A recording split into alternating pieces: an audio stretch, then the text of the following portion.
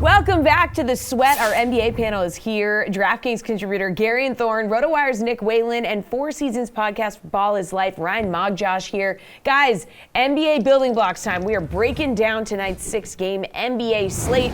So we got to find someone to build around at guard. Garion, who you going with? Yeah, I think I'm leaning towards D'Angelo Russell tonight. And Russell is one of those guys who can be just so frustratingly inconsistent. And part of that really isn't his fault. It's just that the Timberwolves game plan of let's go incredibly high up-tempo offense and have kind of a shaky defense, that leads to some lopsided game scripts. So sometimes D'Angelo Russell doesn't get to play as many minutes as he normally would because they're up or down 25 points entering the fourth quarter. But I think tonight's game against Golden State is almost like the optimum spot to use someone on the Timberwolves, because not only is this the highest total game on the DraftKings Sportsbook, it's also got the lowest spread on the DraftKings Sportsbook. I think this game is going to stay relatively close.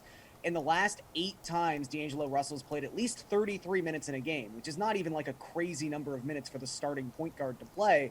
He's averaging about 44 DraftKings points per game. So if this one stays close, which I'm hoping it will, I think D'Angelo Russell is going to hit his ceiling tonight.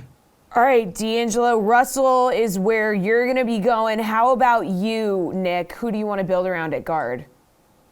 Yeah, Russell's one of the guys on my list. I think he's at a really good price tonight at $7,600 for a guy who has 37, 21, and 25 points over his last 3 games. And it looked like against Cleveland last night, he was going to be on track for more. Got off to a fast start and kind of slowed down when Minnesota let the Cavs back into that game. But if you do want to pay up a little bit, I do like Trey Young tonight against Boston. Atlanta's been very much up and down, but regardless of whether they're winning by 20 or losing by 20, Trey Young's numbers have remained really, really steady this season. So I think 10,000, pretty solid value for Trey Young tonight. And then if you want to pay down a bit, I don't mind going with Cade Cunningham at 75. Really good matchup against a Washington Wizards defense, roster, backcourt, everything that is extremely vulnerable since the trade deadline. Still no Kristaps Porzingis. This is a game that should be really competitive, a game that I would expect the Detroit Pistons to win. Not often you can say that. And as long as Cade Cunningham is playing north of 30, he does enough, in terms of diverse stats that the fantasy line is always going to be pretty good. All right. Ryan, take us home. Who are you building around at guard? I might build around Malachi Flynn again. Last night went off. He was a league minimum, $3K. Tonight he only goes up in cost by $100, so he's $3,100. He played 34 minutes last night because Fred VanVleet was out. He had 36 DraftKings points. So keep an eye on Fred VanVleet tonight. He's questionable with a knee, but if FVV is out again, Malachi Flynn to the moon. All right, let's talk forwards. Nick, who do you like? Well, I'm going to stay in that Toronto game, and I'm going to assume that Fred VanVleet is not playing. That situation has been really strange, where he basically admitted, my knee doesn't feel great, and then tried playing through it, and then we don't see him play last night. Of course, they're on the second half of a back-to-back, and, other than Malachi Flynn, the guy who really benefited last night at least was Scottie Barnes. He played 34 minutes, 28 points, 16 rebounds, 4 assists, 5 steals, and 1 block. So obviously the defensive stats, doing a lot of the heavy lifting in terms of his final fantasy output. You can't necessarily count on 5 steals again, but he is a guy that not only when Fred VanVleet is out, but OG Anunoby also going to miss time with a broken finger. Scottie Barnes has been the number 1 beneficiary all season when either of those guys miss time. He can handle the ball better than virtually everybody else. And, with the exception of last night, Nick Nurse has been really hesitant to trust guys like Delano Banton and Malachi Flynn this season, and instead has kind of turned over a lot of that responsibility to Scottie Barnes. So getting him at 6,000, I think, is a really big-time bargain. I think I would stay away from Pascal Siakam. He's just been in a terrible slump these last few games. And I think I'm going to stay away from LeBron at forward as well. I think we're 2 to 3 more embarrassing losses away from LeBron just shutting this thing down. He was doing more grabbing at his knee than I've ever seen in that last game against the Pelicans. I just don't trust that situation right now. Fun fact from producer Slade, Scottie Barnes, over 8.5 assists and rebounds, was a top 5 money-making prop on DK last night. So just something fun to note. Ryan, which forward should you build around? I love the Scottie Barnes pick. I had that, but I also have Kyle Kuzma here if you're willing to pay up for him. $9,200 versus Detroit tonight, and Detroit stinks. This whole Wizards trade with Porzingis is still out, so Kuzma literally does everything for them. The last 2 games after All-Star break, 63 and 63 DraftKings points. He's played 46 minutes in the first and 39 minutes in the second, so he's out there all the time, does everything for the Wizards, and he's on a heater. All right, Garion, where are you going? So I'm going to zag on the Raptors. I think that they're going to be a place where, as we've already seen tonight, people are going to want to use Malachi Flynn. I think that's very reasonable. He's so cheap, and he's probably going to play 35 minutes again. It's hard to say I don't like Scottie Barnes. I mean, he's in that mid-tier, only 6K. But I think it was telling that post-game Nick Nurse was asked, wow, what a game by Scottie Barnes. What'd you think of it? He said, we didn't run a single play for Scottie Barnes. He had 8 of his 12 made field goals on offensive rebound putbacks. I just, between that and the steals and the blocks, I just don't know how sustainable that sort of game is night to night. I think this is the night you do go back to Pascal Siakam. I think the salary has dropped so far. I mean, this was someone who was up above $10,000 on a couple slates prior to the All-Star break. And the reasoning for that was he had a 9-game stretch from January 29th to February 12th. He was averaging 53 DraftKings points per game. He is the point guard when Fred VanVleet is not playing. And, he's shooting 25% from the field since the All-Star break. Not great, but he's also been dealing with an illness in that span of time. I just think at a certain point, the shots have to start falling for Siakam. He's got such a high ceiling, especially when VanVleet isn't playing, especially going up against a Nets team that's allowing over 120 points per 100 possessions across their last 5 games. I just think you bank on the upside here. You realize that people are going to be gravitating so heavily towards Scottie Barnes that you're going to get Siakam's ceiling at a very low ownership number tonight. All right, Garion, pivoting away from the chalk. Best center to play tonight, Ryan? I kind of like Kelly Olynyk. $4,900 looked very healthy last game for the first time all year long. 40.5 DraftKings points and a game winner buzzer beater. I think he's going to ride that, and I like his matchup tonight. I think both these teams are just bad teams, high fantasy rate kind of scoring teams. So I think you see less Isaiah Stewart time and more Kelly Olynyk time in this window where he's hot. All right, some serious value there at the center position. Kelly Olynyk, $4,900. Garion, which center are you going to build around?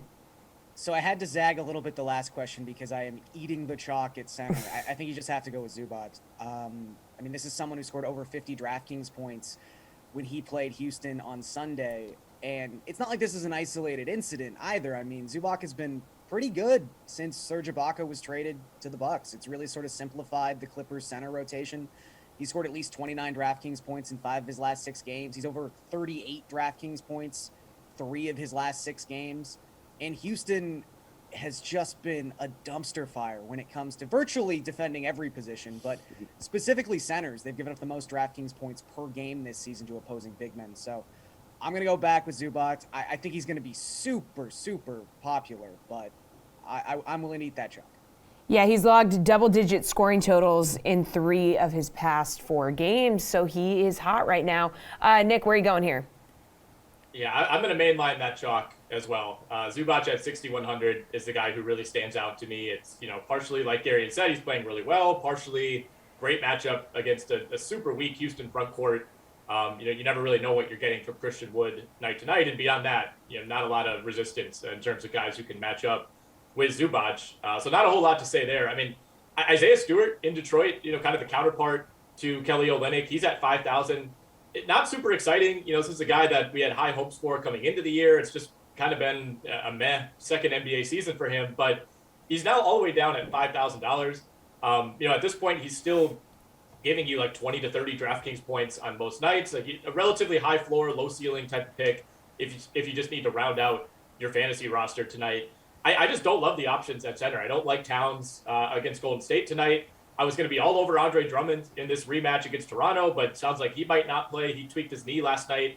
Yeah, it's going to be slim pickings, and I think Garion's on the right track where a lot of people are going to be gravitating towards Zubac. All right, can you build your lineup around a value play tonight? Garion, what do we think? Yeah, again, I think Malachi Flynn, popular, but justifiably so at 3,100. If VanVleet doesn't play, he's just going to be playing. He played 34 minutes in a 35-point blowout. If this is somehow a close game tonight, he might play 38. or 40. We know how Nick Nurse kind of runs things there. Even like someone like Precious Achiuwa, who, it's weird when you think about like who replaces who in the Raptors rotations, but OG Anunoby missing does affect someone like Achiuwa, who has also just really been outplaying Khem Birch lately. Over 20 points in each of his last 2 games. He's looked good really since like the Rising Stars game.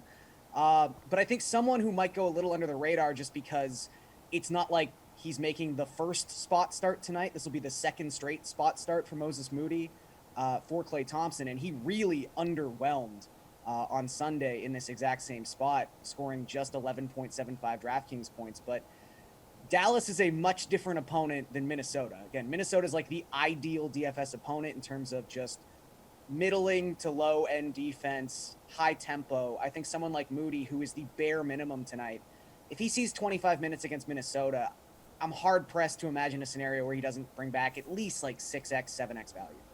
All right, Nick, when you're looking at a value play you could possibly build around, who comes to mind? Yeah, I'll throw out a few names quickly. Onyeka Okongwu is somebody I always find myself coming back to. Like the Hawks are still starting Clint Capella. It feels like they like Okongwu more.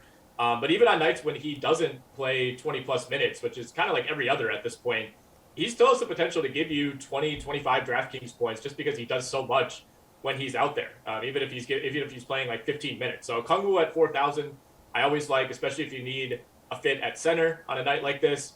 A couple names in Dallas, Dorian Finney-Smith, 4,900, a guy who pretty much plays like 35 to 37 minutes every night.